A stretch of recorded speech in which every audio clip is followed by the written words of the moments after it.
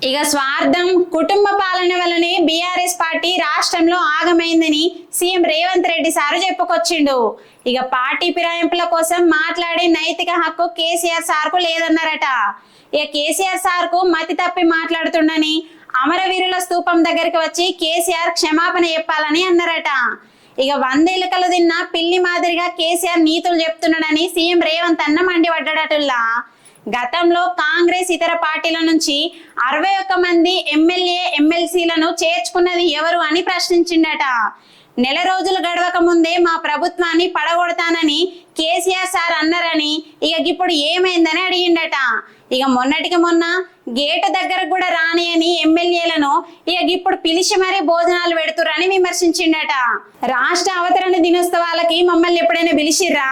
తాము ప్రతిపక్ష నేతకు గౌరవం ఇస్తూ మిమ్మల్ని పిలిచామని చెప్పిండు. మరి గా వేడుకకు కేసీఆర్ సార్ ఎందుకు రాలేదని నిలదీసిండట రేవంత్ అన్న.